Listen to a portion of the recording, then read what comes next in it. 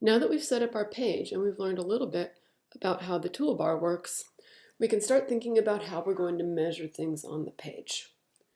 You can see here and you can see here that InDesign comes with some built-in rulers. If you look at the units on the rulers, this is a 0 and this is a 12, so halfway between would be a 6, and then this would be a 3 and a 9, and so on. You're measuring in picas. We learned in class that a pica is a measurement that a printer uses, and they like to use it because it's smaller than an inch or a centimeter, so it lets you be more precise in your measurements. The rulers right now are set so that the 0 is at the very end of the page. The 0 is at the very end of the page. If you want, you can change that by clicking where the ruler is and just dragging to where you want it to start. If I look at the page that I've got right now, you can see that I've got my guidelines for the columns that are 1 pica wide, and then I've got a 3 pica or half an inch margin all the way around the edge of the page. Anything that goes outside of this external pink and purple line in this white part will not show up on the page when it prints. So that should be treated like a margin in a text document, and you should never use that. The other thing that's helpful in measurement and InDesign is looking at a grid. Now, a grid is just a set of positive and horizontal and vertical lines that you can use to measure things. And InDesign has a nice way to look at your grid if you want. You can change your grid preferences here, but you can see that the default sets this up to have the grid every pica, which is what you would want, and it has it set up to start from the corner of the margin, so that's also great. So we don't actually need to mess with that. To actually show the grid though, I'm going to go under View to Grids and Guides, and I'm going to pick Show Document Grid.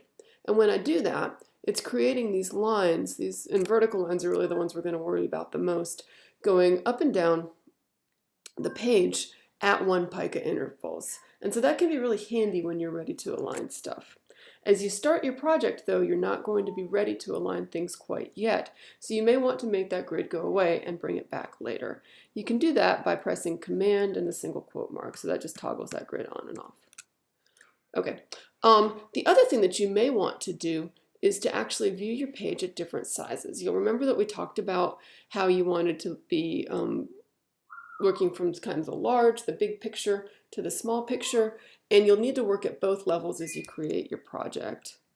You can zoom in by holding Command and going plus and minus, and you can see up here it's telling you what size the page, a view of the page is, and I can go minus and get the whole page in here.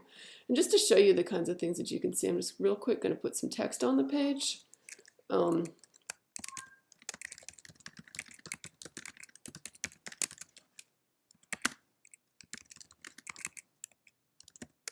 Okay, as you can see, because the view is so small here, the text is what we call Greeked. It just looks like a line that's coming across. But if I wanted to look and see what was in the text, which might be important, you know, on your final project when you have to write your headlines and stuff, I can just zoom in and then I can see it. It's just making my view larger. It's not actually making the text larger. You can see what size and typeface I'm using over here, and you can see that that's not getting any bigger.